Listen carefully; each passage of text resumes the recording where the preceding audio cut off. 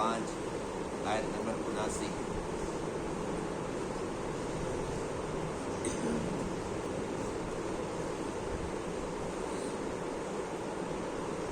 أعوذ بالله من الشيطان الرجيم،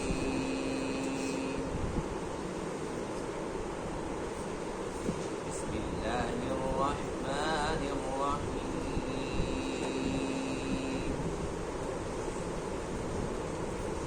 ولقد كذب أصحاب الحجر المرسلين وآتيناهم آياتنا فكانوا عنها معرضين، وكانوا ينحتون من الجبال بيوتا آمنين فأخذتهم الصيحة مصبحين، فما أغنى عنهم ما كانوا يكسبون، وما خلقنا السماوات والأرض وما بينهما إلا بالحق، وإن الساعة لآتية فاصفح الصفح الجميل، إن ربك هو الخلاق العليم، ولقد آتيناك 7 من المثاني والقرآن العظيم،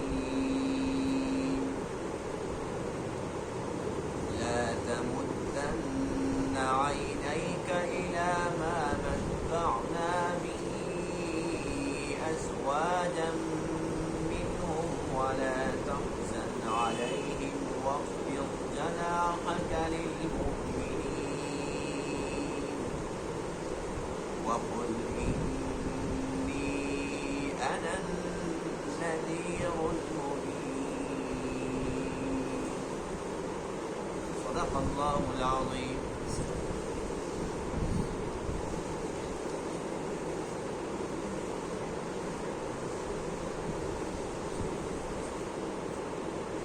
گزشتہ درس میں قوم لوط اور اصحاب الایکہ جو کہ شعیب علیہ السلام کی قوم تھی، آپ کی امت تھی، ان کی ہلاکت کا تذکرہ تھا۔ قوم لوط نے اللہ کی نافرمانی کی، اللہ تعالیٰ نے ان پر 3 عذاب بھیجے۔ پہلا عذاب کیا تھا کہ ایک چیخ آئی جس سے ان کے جگر پھٹ گئے۔ دوسرا عذاب یہ تھا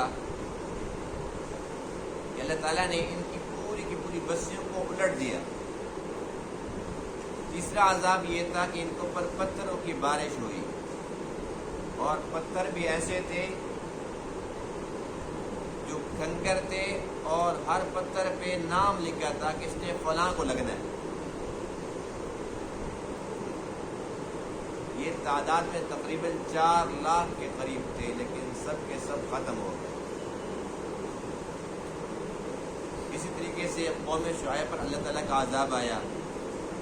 آج کے درس کے اندر ان آیات کریمہ کے اندر اصحاب الحجر کا تذکرہ ہے، جن کی وجہ سے سورہ مبارکہ کا نام سورۃ الحجر ہے۔ یہ اصحاب الحجر کون تھے؟ حجر ایک جگہ کا نام ہے۔ یہ حضرت صالح علیہ السلام کی امت ہے، قوم ثمود۔ ان کے اندر بھی بڑا ہی تکبر تھا، اور اس تکبر میں آ کر ان لوگوں نے یہ کہہ دیا کہ اب تو ہمارے گھر اتنے مضبوط ہیں کہ اللہ بھی ہمارا کچھ نہیں بگاڑ سکتا۔ یہ بڑے فنکار تھے، اتنے فنکار تھے کہ اللہ فرماتے ہیں وَكَانُوا يَنْحِتُونَ مِنَ الْجِبَالِ بُيُوتًا آمِنِينَ، یہ بہت بڑے بڑے پہاڑوں کو تراش لیتے تھے۔ یعنی کہ بہت بڑا پہاڑ ہے، اس کے اندر سے کھدائی کر لی، دروازہ سا بنا لیا، پھر اندر کھدائی کر کے کمرے بنا دیے، پھر اور کمرے. اب ظاہر سی بات ہے کہ دنیاوی لحاظ سے تو بڑے مضبوط تھے، بڑے محفوظ تھے. پہاڑوں کو کون توڑ سکتا ہے، کون ہلا سکتا ہے؟ جو بھی آئے گا اسی دروازے سے آئے گا. ایسا ممکن نہیں ہے جس طریقے سے عام ہمارے گھر ہوتے ہیں تو یہ خطرہ ہوتا ہے ادھر سے کوئی چور نہ آ جائے، ادھر سے دیوار توڑ کے نیچے سے نہ گھس جائے. لیکن وہاں ایسا کچھ ممکن نہیں تھا، کیونکہ پہاڑوں کو تراشنے پہ بڑا ٹائم لگتا تھا. اور پھر اس دور کے اندر ان لوگوں نے اپنے گھروں کے دروازوں کے اوپر بہت نقش و نگار کا کام کیا ہوا تھا. بہت نفیس کام تھا، بہت خوبصورت، جیسے آج کل کے دور میں لکڑی پہ کام ہوتا ہے. اب لکڑی پہ کام بھی آسان چیز نہیں ہے، لیکن آج کل تو بڑی جدید مشینری ہے تو آج کل اتنا مشکل بھی نہیں ہے. لیکن بہرحال آج کے دور کے اندر بھی پتھروں پر مشکل ہے، لیکن اس دور کے اندر ان کے پاس کچھ بھی نہیں تھا. لیکن پتھروں کے اوپر اس قسم کی ڈیزائن بنانا، نقش و نگار بنانا، اس سے پتہ چلتا ہے کہ یہ بہت ہی سمجھدار، بڑے ذہین قسم کے لوگ تھے، بڑے فنکار تھے، بڑے ماہر لوگ تھے. ان لوگوں نے صالح علیہ السلام سے کئی معجزات طلب کیے، اللہ نے عطا بھی کیے، لیکن یہ بڑے ضدی تھے، ضد پر اڑے رہے. اللہ کے نبی صالح علیہ السلام کی نافرمانی بھی کی، اور اللہ کی طرف سے جو بہت بڑا معجزہ ان کو عطا ہوا تھا، اونٹنی، اس اونٹنی کے ان لوگوں نے پاؤں کاٹ دیے اور اس کو ہلاک کر دیا. پھر ان کے اوپر اللہ کا عذاب آیا. ان پر بھی عذاب صبح کے ٹائم آیا، جس طریقے سے قوم لوط پر عذاب صبح کے ٹائم آیا تھا. اللہ فرماتے ہیں کہ ہم نے فرشتوں کو حکم دیا کہ اپنی آواز نکال، ایک چیخ نکال. ایک طرف سے وہ چیخ آئی جس سے ان کے دل دہل گئے، جگر ان کے پھٹ گئے، اور اس کے بعد پھر زلزلہ شروع ہو گیا. اور اللہ بہت قدرت والا رب، جب زلزلہ آتا ہے تو سب سے زیادہ متاثر پہاڑی علاقے ہوتے ہیں. جیسے ہمارا علاقہ ریت والا علاقہ ہے، اللہ نہ کرے زلزلہ آ بھی جائے تو نقصان کم ہوگا. لیکن جو پہاڑی علاقہ ہے وہاں پر جب ایک پوری کی پوری لہر چلتی ہے، جس طریقے سے مظفر آباد میں ہوا تھا، جو کشمیر کا مشہور ترین زلزلہ ہے، کتنے لاکھوں لوگوں کا نقصان ہو گیا تھا. تو یہ لوگ چونکہ پہاڑوں کے اندر رہتے تھے، اللہ نے زلزلہ بھیج دیا. جو یہ کہہ رہے تھے جی ہمارے گھر بڑے مضبوط ہیں، اللہ فرماتے ہیں کہ وہ مضبوط گھر بھی اللہ کے عذاب سے ان کو نہیں بچا پائے. اس لیے انسان کو ہمیشہ عاجزی اختیار کرنی چاہیے اور اللہ اور اللہ کے رسولوں کی اطاعت کرنی چاہیے. پھر اللہ تعالیٰ نے ان آیات کریمہ کے اندر اپنے پیارے محبوب علیہ السلام کو بھی تسلی دی ہے. اے محبوب، یہ جو کفار ہیں، مشرکین مکہ ہیں، منافقین ہیں، ان کی باتوں سے آپ بڑے دکھی ہوتے ہیں، آپ کا دل تو دکھتا ہے. لیکن یہ دیکھیں کہ جتنے بھی نبی دنیا کے اندر تشریف لائے، سب کے ساتھ یہی کچھ ہوا. انہوں نے صبر سے کام لیا، آپ بھی صبر سے کام لیجئے. اللہ تعالیٰ کے احسانات بھی تو آپ پر بہت زیادہ ہیں. اللہ تعالیٰ نے اپنے احسانات میں سے دو احسانوں کا خاص تذکرہ فرمایا جو کہ آج کے درس میں ہے. اللہ فرماتے ہیں کہ ایک تو ہم نے آپ کو قرآن عطا کیا، اور دوسرا 7 آیتیں آپ کو عطا کی. قرآن بھی عطا کیا اور 7 آیتیں عطا کی جو بار بار پڑھی جاتی ہیں، بار بار پڑھی جاتی ہیں. یہ سورۃ الفاتحہ کی 7 آیتیں. اللہ فرماتے ہیں کہ میرا احسان ہے، قرآن بھی دیا اور سورۃ فاتحہ بھی عطا کی. یہ اتنی اہم ترین چیز ہے، اتنی اہم ترین صورت ہے. اس لیے اللہ فرماتے ہیں کہ آپ ان کی باتوں سے دل برداشتہ نہ ہوں. ہم آخرت کے اندر ان کو بڑا عذاب دینا چاہتے ہیں، اس لیے دنیا کے اندر ان کو دنیا کی چیزیں دے دی ہیں تاکہ کھا لیں پی لیں. کب تک کھائیں گے، کب تک پئیں گے؟ بہت جلد دنیا چھوڑ کر ان لوگوں نے جانا ہے، اور پھر آخرت کے اندر کیا ہوگا؟ عذاب ہی عذاب ہے. اور دوسری طرف جو مسلمان ہے کہ دنیا کے اندر کوئی دکھ تکلیف مل بھی گیا تو کیا ہے، بالآخر آخرت میں جانا ہے اور وہاں پر تو ہمیشہ کے مزے ہوں گے. تو مومن کو چاہیے کہ وہ ہمیشہ اپنی نظر آخرت پر رکھے. وَلَقَدْ كَذَّبَ اور البتہ تحقیق جھٹلایا اصحاب الحجر المرسلین اصحاب الحجر نے اللہ کے رسولوں کو وَآتَيْنَاهُمْ آيَاتِنَا اور ہم نے انہیں اپنی نشانیاں عطا کی فَكَانُوا عَنْهَا مُعْرِضِينَ بس وہ ان نشانیوں سے اعراض کرنے والے تھے وَكَانُوا يَنْحِتُونَ مِنَ الْجِبَالِ اور وہ لوگ تراشتے تھے پہاڑوں سے بیوتاً اپنے گھر آمینین بے فکری کے ساتھ وہ گھر بناتے تھے بے فکری کے ساتھ فَأَخَذَتْهُمُ الصَّيْحَةُ بس پکڑا ان کو چیخ نے مصبحین صبح کے وقت فَمَا أَغْنَى عَنْهُمْ بس نہیں بچا سکا انہیں مَا كَانُوا يَكْسِبُونَ جو کچھ وہ کماتے تھے یعنی جو ان کے گھر تھے اللہ کے عذاب سے ان کو نہیں بچا پائے وَمَا خَلَقْنَا السَّمَاوَاتِ وَالْأَرْضِ اور ہم نے نہیں پیدا کیا آسمانوں اور زمین کو اور جو کچھ اس کے درمیان میں ہے الا بالحق مگر حق کے ساتھ اللہ نے حق کے ساتھ پیدا فرمایا وَإِنَّ السَّاعَةَ لَآتِيَةٌ اور بے شک قیامت البتہ آنے والی ہے فَاصْفَحِ الصَّفْحَ الْجَمِيلَ بس آپ درگزر سے کام لیجئے اچھے طریقے سے درگزر کر یہ اللہ کے نبی کو تسلی دی جا رہی ہے ان ربک هو الخلاق العلیم بے شک تیرا رب وہ بہت بڑا خالق ہے پیدا کرنے والا ہے علیم سب کچھ جاننے والا ہے وَلَقَدْ آتَيْنَاكَ سَبْعًا مِنَ الْمَثَانِي اور البتہ تحقیق ہم نے آپ کو عطا کی 7 آیتیں من المثانی جو بار بار دہرائی جاتی ہیں والقرآن العظیم اور بڑا قرآن دیا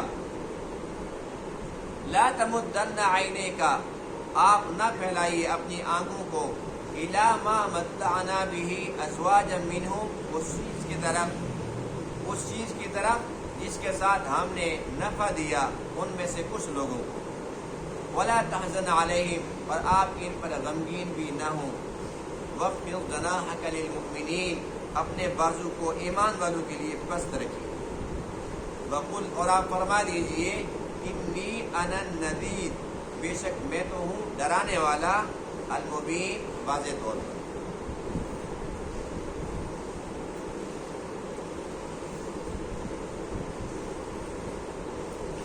قوم ثمود جنہیں اصحاب الحجر کہا گیا ہے ان کی تعداد کتنی تھی ان کے تقریباً جو شہر اور دیہات جو قصبے تھے کل ملا کر ان کی تعداد تقریباً 1700 تھی 1700 دیہات اور شہر بستیاں یعنی کہ 1700 جگہوں پر یہ لوگ آباد تھے تو پھر ان کی تعداد کتنی لاکھوں میں ہوگی یہ لوگ بڑے ہی ذہین تھے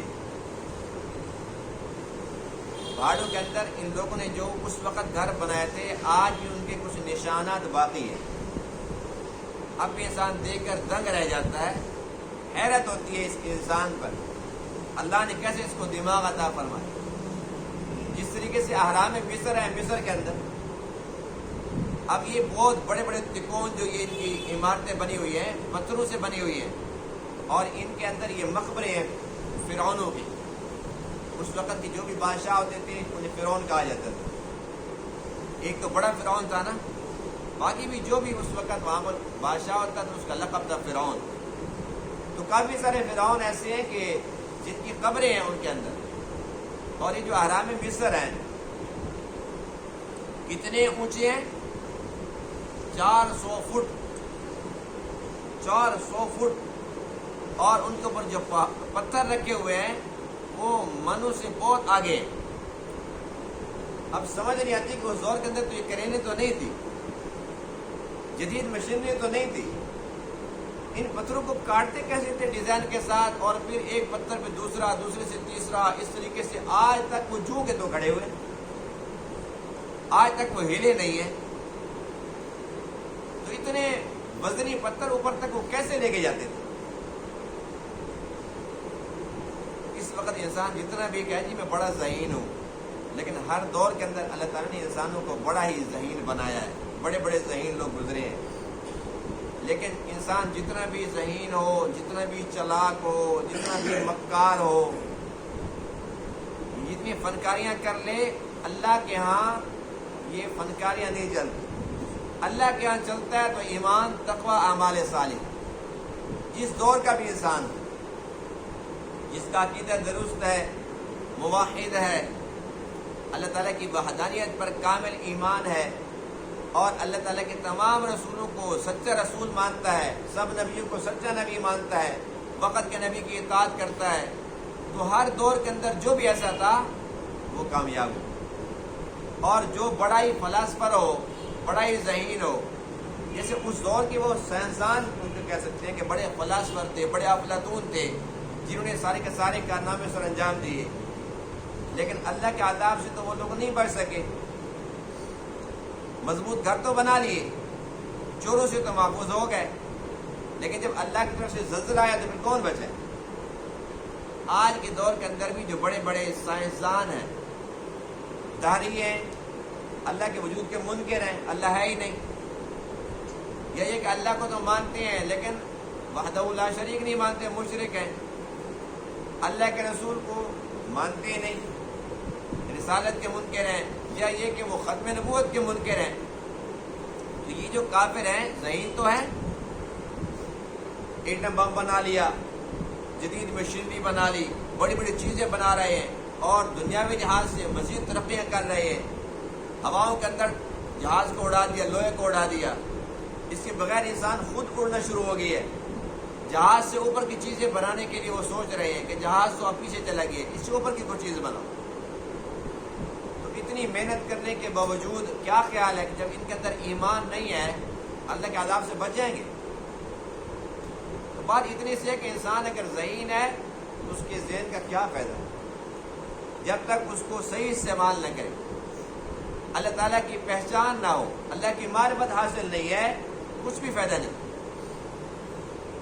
ایسے سائنسدان سے وہ انسان بہتر ہے جو انسان یہ بھی نہیں جانتا ستارے کتنی ہیں، اور سورج کتنی ہے، اور چاند کتنے ہیں، اور دن رات دنیا تک مہینوں کا بھی نہیں پتہ، مہینے کتنے ہوتے ہیں، سال میں مہینہ کتنے ہیں یہ بھی پتہ نہیں ہے، یعنی کہ جنگل میں رہتا ہے بیچارہ، اس کو کچھ بھی پتہ نہیں ہے، لیکن اللہ کو مانتا ہے، اللہ کو مانتا ہے، وحدہ لا شریک مانتا ہے، اللہ کے نبی کو سچا نبی مانتا ہے، بس یہ اس سائنسدان سے بہتر ہے، اگرچہ اس کا ذہن کمزور ہے، اس کے پاس علم نہیں ہے، معلومات نہیں ہے، کوئی بات نہیں۔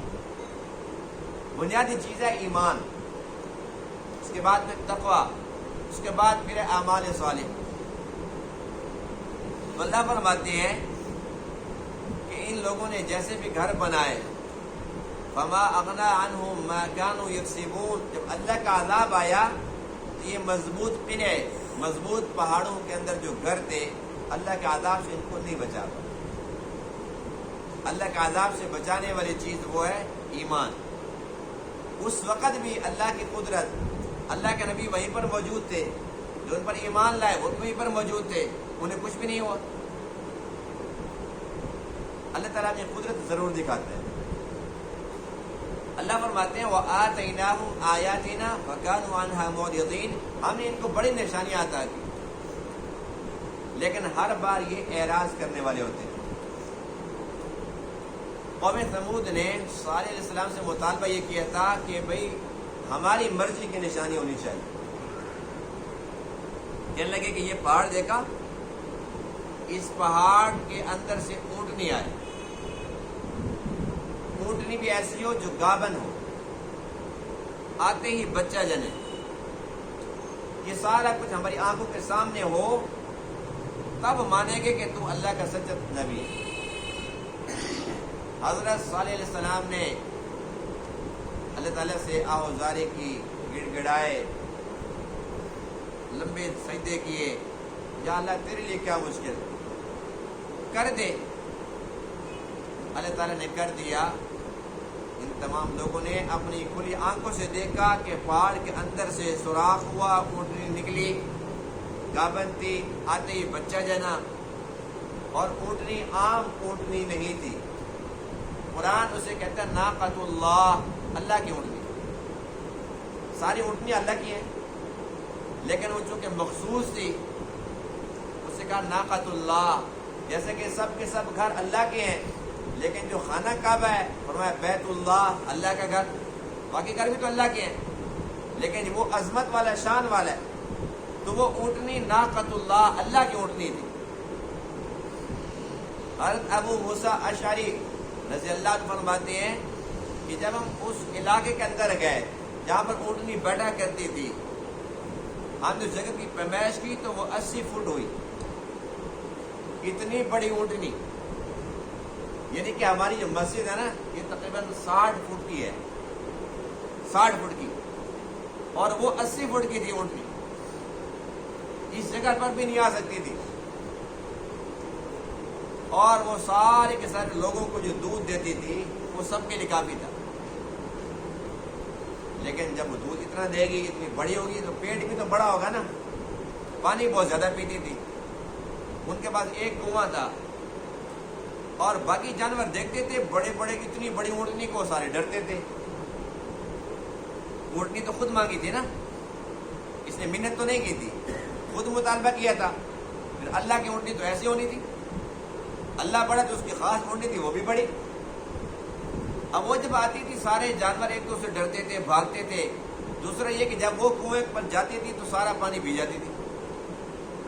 اب یہ لوگ پریشان ہو گئے کہ اس طریقے سے تو ہمارے جانور مر جائیں گے، بھوکے پیاسے مر جائیں گے۔ ان لوگوں نے یہ کہا کہ ایک دن سارے کے سارے جانور، ایک دن اونٹنی۔ تو اللہ کے نبی صالح فرماتے ٹھیک ہے، ایک دن اونٹنی پانی پیا کرتی تھی، دوسرے دن سارے کے سارے جانور۔ اب وہ لوگ کہنے لگے بھی ایک دن کے اندر تو ہمارا کام نہیں چلتا، اب اس اونٹنی سے کہیں جان چھڑاؤ۔ خود مانگی تھی، گلے پڑ گئی۔ اب ان لوگوں نے کیا کیا؟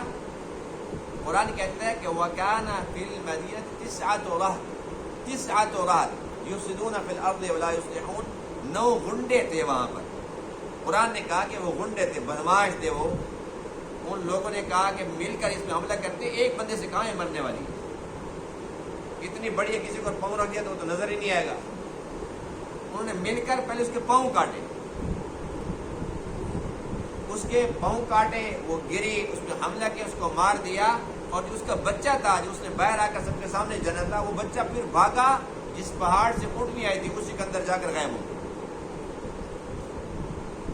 جب ان لوگوں نے اللہ کی اونٹنی کو قتل کیا، پھر اس کے بعد اللہ کا ان کے اوپر عذاب آ گیا۔ اس لیے حدیث پاک میں ہے کہ کسی انسان کو بھی چاہیے کہ وہ معجزات اور نشانیاں نہ مانگے۔ جب انسان مانگے گا پھر خود ہی پھنسے گا۔ جیسے کوئی بندہ کہتا ہے جی اگر آپ ایسا کر لو تو میں آپ کو یہ کام کر دوں گا، اگر اس نے کر دیا پھر انسان خود ہی پھنس گیا نا۔ ایسی بات تو نہ کریں۔ اس لیے انسان کو چاہیے کہ وہ نشانیاں نہ مانگے، بس جب اللہ ہے، اللہ کی قدرت کی بے شمار نشانیاں بکھری پڑی ہیں، مزید مانگنے کی ضرورت ہی کیا ہے؟ اتنا بڑا آسمان یہ نظر نہیں آتا، اتنی بڑی چھت بغیر کسی ستون کے نظر نہیں آتی، اتنا بڑا اتنا پیارا فرش زمین کا یہ نظر نہیں آتا۔ یہ ہمارے زیور لگے چھوٹے چھوٹے، اور اللہ کا دیکھو چاند کتنا بڑا ہے، دن کے ٹائم سورج وہ کتنا بڑا ہے، یہ نظر نہیں آتا۔ ہم چھوٹے ہیں تو ہماری لائٹیں بھی تو چھوٹی چھوٹی ہیں، اللہ جب بڑے ہیں تو اللہ تعالیٰ کی لائٹیں بھی کتنی بڑی بڑی۔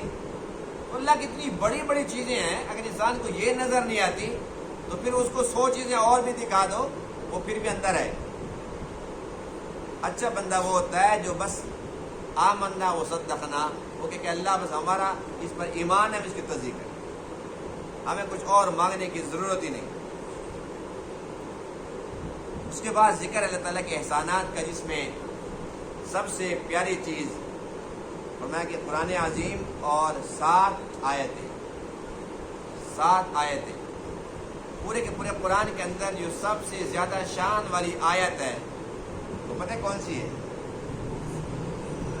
جی آیت الکرسی۔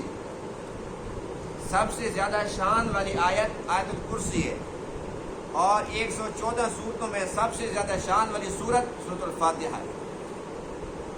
یہ وہ سورت ہے جس کو پورا کا پورا قرآن جبرائیل لے کے آیا، لیکن سورہ فاتحہ 2 مرتبہ ملی ہے۔ جب اللہ کے نبی معراج پہ تشریف لے گئے تب اللہ نے یہ بطور تحفہ دی، براہ راست خود دی ہے بغیر جبرائیل کے واسطے، اور اس کے بعد پھر ایک مرتبہ جبرائیل آئے اور وہ بھی لے کر آئے، پھر وہی سورہ فاتحہ تھی۔ یعنی اس کو یہ اعزاز ہے کہ جبرائیل بھی لے کے آئے اور اللہ نے براہ راست خود بھی دی۔ یوں سمجھ لیں کہ یہ پورے کے پورے قرآن کا خلاصہ ہے، پورے کے پورے قرآن کا خلاصہ ہے۔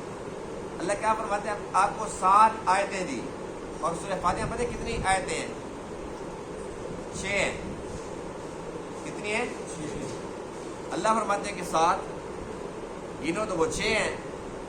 بسم اللہ الرحمن الرحیم، یہ 7 ملاؤ تو پھر 7 بنتے ہیں۔ اس کا مطلب یہ ہے کہ بسم اللہ کے ساتھ سورہ فاتحہ پڑھنی چاہیے۔ 6 آیتیں یہ ہیں اور بسم اللہ الرحمن الرحیم اس کے ساتھ ملاؤ 7 آیتیں بن گئی۔ بسم اللہ کی اپنی برکات ہے، جس کام کو بسم اللہ سے شروع کرو خیر و برکت۔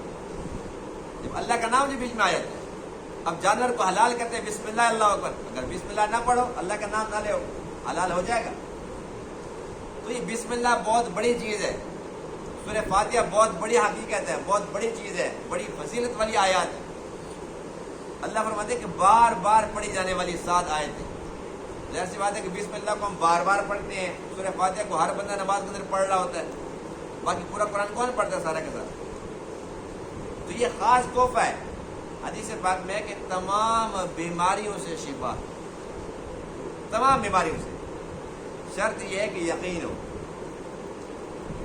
اللہ کے نبی کی بات سچی ہے کہ جھوٹی ہے؟ لیکن ہم کہتے ہیں جی سورہ فاتحہ پڑھ کے اگر سر پہ دم کر دیں گے پتہ نہیں آرام آتے نہیں آتا، لیکن ڈسپرین کھا لے تو جلدی آ جائے، پوستان کھا لیں گے نا جلدی ٹھیک ہو جائے۔ یہ بات صرف یقین کی، لیکن صحابہ کرام کے دور کے اندر نہ تو یہ ڈسپرین تھی، نہ یہ پیناڈول تھی، نہ یہ پوستان تھی، ان کے دور کے اندر سورہ فاتحہ تھی۔ جس کو بھی تکلیف ہوتی تھی، یہاں تک کہ احادیث کے اندر یہ باتیں ملتی ہیں کہ کسی کو بچھو نے کاٹا، آج فوراً دوڑتے ہیں سن کرنے والا ٹیکہ لگاؤ، مجھے بہت تکلیف ہو رہی ہے۔ سانپ نے کاٹ لیا ویکسین لگواؤ جلدی کرو، کتے نے کاٹ لیا تو ویکسین لگواؤ۔ اس دور میں ہر ویکسین، ہر علاج سورہ فاتحہ میں۔ جو بیمار آیا اللہ کے نبی نے فرمایا کہ اس کو سورہ فاتحہ پڑھ کے دم کرو، سورہ فاتحہ کا پانی پلا دو۔ بچھو والے بھی ٹھیک، جن کو سانپ کاٹا وہ بھی ٹھیک، جنہیں پیٹ کی تکلیف وہ بھی ٹھیک، یعنی ہر مریض ٹھیک ہوتا تھا۔ آج ہم ڈھیٹ ہو گیا نا، ایمان کمزور ہے، ہمارا ایمان ہے گولیوں کے اوپر۔ ہم کہتے ہیں ٹیکہ لگے گا نا پین کلر فوراً آرام آئے۔ اگر آج بھی ہمیں یقین کامل نصیب ہو جائے تو اللہ بھی وہی ہے، اللہ کے قرآن کی تاثیر بھی وہی ہے، اس کے فیصلے بھی وہی ہے، اس کی قدرت بھی وہی ہے۔ تو سارا کا سارا قرآن اللہ کی طرف سے تحفہ ہے، بالخصوص سورہ فاتحہ۔ ہمیں چاہے کہ ان دونوں تحفوں کی قدر کریں اور ان کے ساتھ محبت کریں۔ یہ وہ تحفے ہیں جس کے ان کے ساتھ بن گئی، ان کے ساتھ جس کا تعلق مضبوط ہو گیا، دوستی لگ گئی، یہ قبر کے اندر بھی پریشان نہیں ہونے دیتے، حشر کے اندر بھی تنہا نہیں ہونے دیتے، کہتے کہ پریشان نہیں ہونا، ہم تیرے ساتھ کھڑے۔ قرآن قبر میں آ جائے گا، حشر میں آ جائے گا، اور کیا چاہیے؟ آج کل جس کے ساتھ دوستی لگو وہ چکر دے کے بھاگ جاتا ہے، دھوکہ دے کے نکل جاتا ہے، لیکن قرآن کے ساتھ ہم دوستی لگاتے نہیں ہیں، حالانکہ بڑا وفادار ہے۔ اس طرح دوستی لگائیں گے کہ نہیں لگائیں گے؟ ہم آج عزم کرتے ہیں کہ انشاءاللہ بہر صورت قرآن کی ہر روز زیارت بھی کریں گے، اور جتنا بھی توفیق ملے ضرور پڑھیں گے۔ میں یہ نہیں کہہ رہا ہوں کہ سارے کے سارے کل سے 10 پارے 5 پارے شروع کر دیں، اتنا ضرور کہتا ہوں کہ 2 رکوع پڑھیں، لیکن ہر روز پڑھیں۔ تعلق تو رہے گا نا، جان پہچان تو رہے گی۔ 2 رکوع پڑھ لیں، 1 رکوع پڑھ لیں، لیکن پکا پڑھیں ہر روز۔ قرآن کو جب کھولیں گے تعلق تو رہے گا نا، بس یہ تعلق ہی تو عزیز ہے، یہی چیز تو مطلوب ہے۔ اللہ تعالیٰ تمام باتوں کو سمجھنے عمل کرنے کی توفیق عطا فرمائے۔ وآخر دعوانا الحمدللہ۔